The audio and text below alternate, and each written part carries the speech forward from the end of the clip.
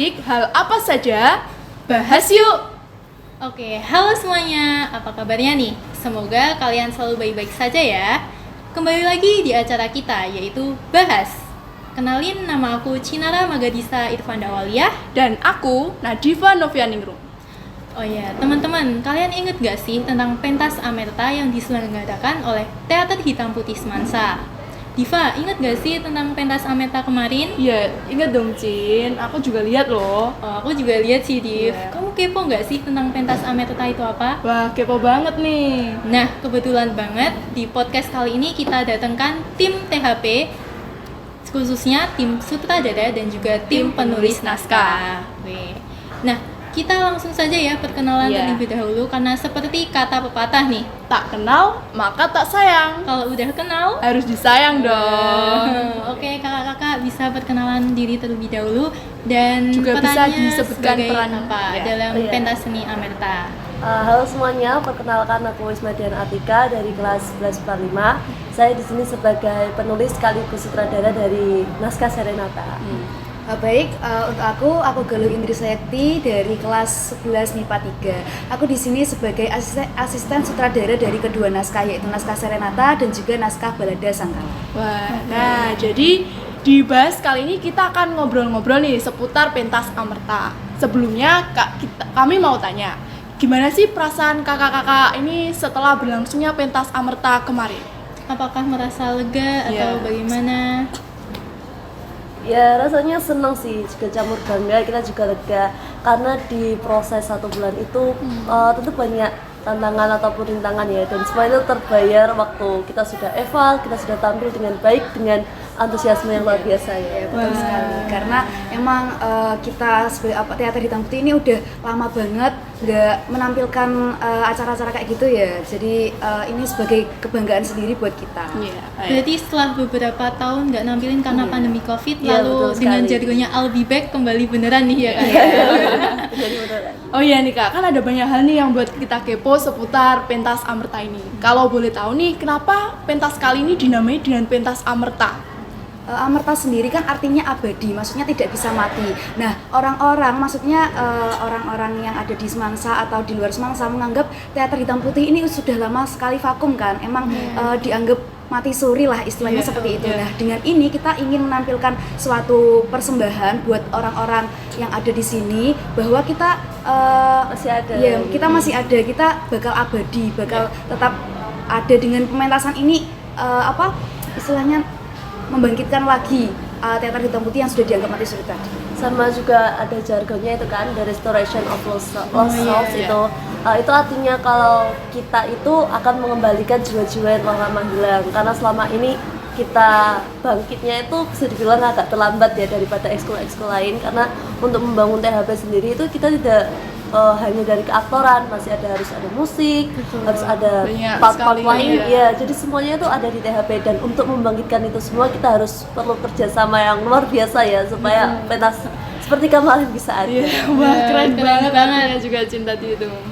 Nah, ternyata di balik nama yang keren itu juga ada makna yang keren juga. Dan Nah, juga ada latar belakang yang keren iya. juga ya, Div ya. Kan di pentas kemarin itu nampilin 2 naskah ya kak. Yang pertama Serenata sama Balada Sangkala. Nah, kalau boleh tahu nih kak, kenapa kok naskah kali ini dinamai dengan nama tersebut? Latar belakangnya gimana sih kak?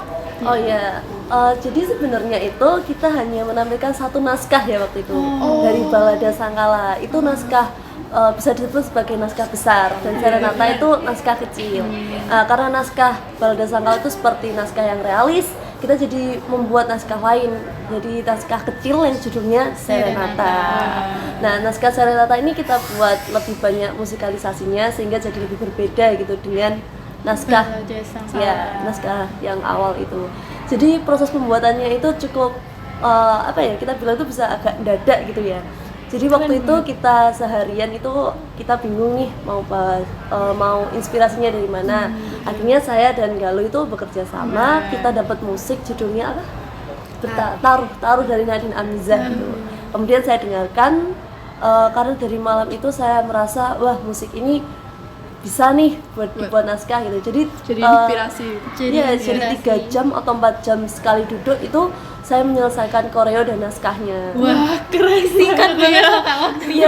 Iya, 3 atau 4 jam satu malam itu saya bikin naskahnya, lagunya sudah jadi semua. Kemudian langsung saya kirim, langsung saya konsultasikan seperti ke ketua pelaksana ataupun ke pelatih-pelatih kita, dan alhamdulillah disetujui. Nah, saya berpikir kalau tidak dilaksanakan hari itu pasti ide-idenya akan hilang gitu. Iya, pasti harus akan lupa iya, juga. harus sekali duduk jadi. Betul. Biasanya kalau saya buat cerita itu seperti itu. Kemudian besoknya itu langsung dikonsultasikan dengan beberapa pihak dan kita langsung eksekusi secara cepat gitu. Kalau dari inspirasinya sendiri, dari lagu Serenata, dari lagu yang kita buat inspirasi Serenata itu, kita lebih menceritakan sama seperti judul pentasnya, seperti jiwa-jiwa yang hilang. Jiwa-jiwa Karena tokoh mental. utamanya dalam Serenata ini yang mengidap depresi, sehingga kita menggambarkan itu sebagai orang-orang yang berusaha mencari jati dirinya. Yes. Ternyata keren banget ya, Div. Oh ya Kak, kita mau nanya nih tentang makna cerita dari Balada Sangkala dan juga Serenata. Kan pastinya dalam seni itu setiap orang kan mengambil pandangan yang berbeda-beda nih. Untuk menurut Kakak dalam sebagai penulis naskah, apa sih makna dari cerita yang ingin disampaikan untuk penonton? Kalau dari yang naskah balada sendiri Iya. tadi seperti yang naskah Serenata, sama kita juga terinspirasi dari suatu lagu, yaitu lagu Resah dari Payung Teduh. Di situ ada lirik di mana dan mencintaimu harus menjelma aku, mencintaimu harus menjelma aku. Dan di sini ini juga merupakan puisi dari Pak Sapardi Djoko Damono, di mana judulnya itu Sajak-sajak kecil tentang cinta. Di sini itu diceritakan bahwa si tokoh utamanya itu pengidap, bukan pengidap, maksudnya orang yang buta dan suaminya itu menikahi dirinya itu bukan karena buta itu sebenarnya, tapi karena rasa cintanya. Jadi di sini di naskah yang utama ini, naskah yang besar ini menceritakan kalau mencintai seseorang itu bukan karena kesempurnaannya, tapi memang karena ketulusan hatinya dan karena kesetiaannya sampai ia tua itu tadi. Nah, dari suksesnya pentas ini, kami jadi kayak penasaran nih Kak tentang latihannya. Untuk anak THP sendiri, buat latihannya itu butuh berapa lama sih, dan berapa kali juga kok bisa sampai sekeren itu? Kalau dari persiapan tuh sudah lama banget ya, kita mau buat pentas besar seperti ini itu mungkin sudah 3 atau 4 bulan. Tapi untuk eksekusinya kita tuh 1 bulan untuk kita mulai naskah ataupun dengan kostum, musik dan lain-lainnya itu total kita 1 bulan. Kalau untuk latihannya kita tuh lebih memaksimalkannya di weekend. Tapi di akhir-akhir 2 minggu sebelum pementasan kita latihan setiap hari setiap pulang sekolah. Karena untuk latihan malam di sini juga kita bolehkan ya. Jadi kita mengambil waktu yang maksimal di weekend itu dan juga latihan setiap hari setiap pulang sekolah. Nah, untuk apa? Kan pastinya juga banyak persiapan yang Dilakukan kakak-kakak oleh tim lakukan. THP. Nah, kalau boleh tahu persiapannya itu apa aja sih Kak? Yang dilakukan itu kayak apa gitu? Jadi kita tuh punya dari divisi ya. Iya, ada jadi divisi. dibagi-bagi divisi. Ya, Jadi dibagi-bagi. ada divisi. Mulai dari ada divisi humas, kemudian dengan sekretaris itu kita bekerja sama untuk memproses berbagai perizinan, mulai izin dari latihan izin untuk pembangunan panggung, izin menggunakan fasilitas sekolah. Kemudian ada juga divisi publikasi, yaitu kebetulan aku sendiri ya. Yang membuat poster-poster itu Iya, ya Kak? Ya, tiket, itu kita poster itu kita persiapan untuk cetak tiket atau apa-apa itu kita dari Hamin sekitar 2 minggu. Dari Hamin 2 minggu kita pentas, kita sudah bisa cetak tiket itu. Kemudian ada juga divisi yang lainnya seperti divisi konsumsi untuk persiapan waktu evaluasi. Jadi yang paling berat itu dari divisi perkap sih ya. Divisi untuk membangun panggung. Ya, soalnya yang dibutuhkan untuk membangun panggung juga banyak banget. Kalau misalnya di teater kan live ya, semuanya live. iya, Jadi live. ada, kalau misalnya teman-teman tahu ada kain hitam yang besar itu, terus ada lighting juga kan, itu kita manual ya bangunnya, kita naik-naik sendiri, masang-masang sendiri. Nah, itu yang butuh tantangan banget. Kita nyari kain-kain itu dari teater-teater lain juga kan ya. Belum lagi kalau ada risiko-risiko hujan gitu, jadi kita harus sigap buat nyari solusi lain. Gimana nih kalau hujan kainnya harus diapain. Jadi waktu itu pernah udah ada kayak gerimis itu semuanya kainnya udah terbentang gitu ya, tapi terpaksa kita harus copotin lagi karena itu masalah mau hujan hujan ya. Waktu hari H juga masih hujan ya, jadi kita harus Ngepel lapangan lapangan juga. sebelum pementasan. Jadi itu yang bikin tantangan sih buat persiapan kita, karena banyak hal-hal yang membangun pentas itu menjadi sukses dengan berbagai kegagalan kita. Jadi harus ada kerjasama antar tim Iya, ya. betul sekali. Keren banget. Oh iya Kak, kita juga mau nanya nih, kan persiapannya tuntut banget tuh. Apakah ada kendala yang dialami oleh tim THP dalam mensukseskan acara pentas Amerta tersebut?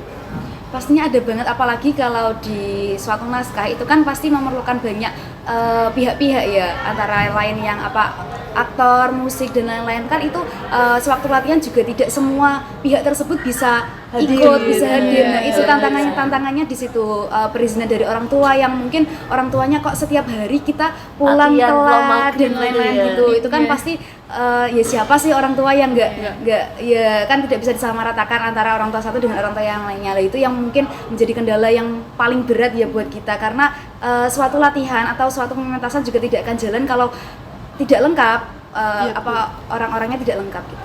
Ya, selain itu juga dari divisi musiknya ya, karena di sini tuh di THP itu kebanyakan dari banyak ceweknya daripada cowoknya, dan untuk alat musik ini kita juga sampai mengambil dari ekskul lainnya, kita ambil dari Mekos karena benar-benar waktunya mepet, jadi kita membangun musik dan chemistry naskahnya itu kita kebut-kebutan sama waktu itu.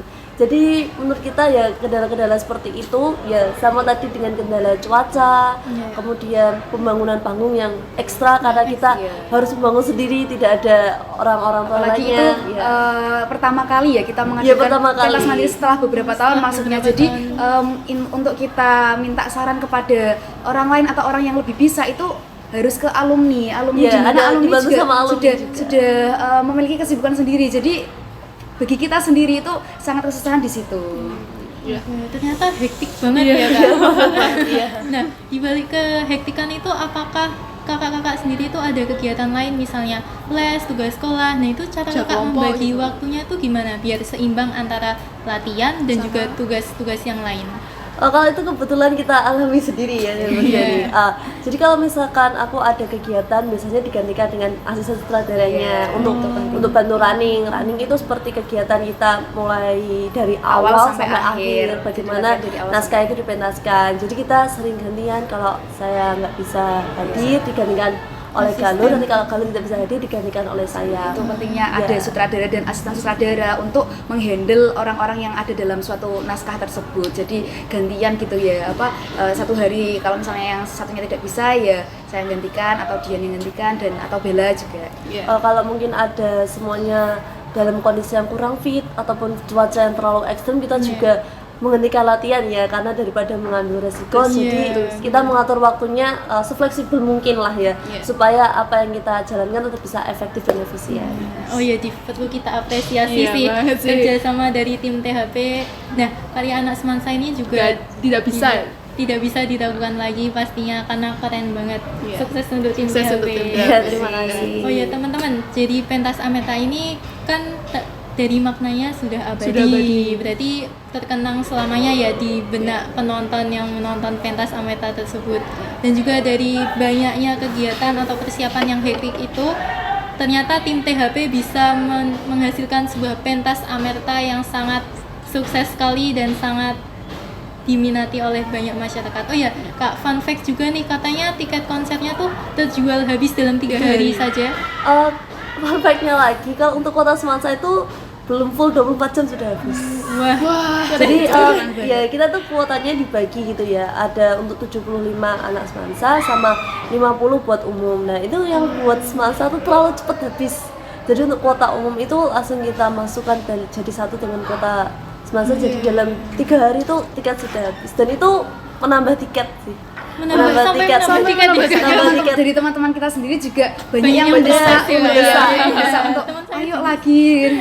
Ya karena di faktanya di lapangan itu ternyata tuh mereka duduknya dempet-dempet banget ke depan, dan di belakang tuh masih sangat kosong. Cuman karena ini juga baru pertama kali kita untuk bangun pentas, jadi kita tidak tahu kalau kuotanya bisa sebanyak itu, dan juga tempatnya masih kosong. Bahkan sampai Hamin pementasan 3 atau 4 jam itu masih banyak yang chat aku tiketnya masih ada, mau nambah tiket lagi. Keren banget antusiasnya dari penonton Semansa maupun luar Semansa ya. Oke, terima kasih untuk Kak Dian dan Kak Galuh yang sudah sempat meluangkan waktunya untuk obrolan kita kali ini. Semoga pentas Amerta ini bisa menjadi awal yang baik untuk pentas-pentas mandiri THP selanjutnya. Amin. Semoga pentas Amerta ini juga bisa terkenang di hati para penonton ya, Ci. Pastinya dong, Ti. Juga bisa diambil hikmahnya juga. Sebelum mengakhiri acara ini boleh kita jargon podcast dulu nih, Kak. Kalau kami bilang bincang asik hal apa saja, kakak boleh bahas yuk gitu. Tangannya gini Kak ya, tapi kakak pakai tangan kiri biar tidak nutupi wajahnya, biar wajah cantiknya kelihatan. Oke, langsung saja kita mulai Cip. 1, 2, 3. Bincang asik hal apa saja, bahas yuk. Terima kasih Kak. Baik, untuk para teman-teman juga, terima kasih sudah menyaksikan podcast kita kali ini. Sampai jumpa lagi di acara bahas berikutnya. Bincang asik hal apa saja, bahas yuk. Dadah, see you.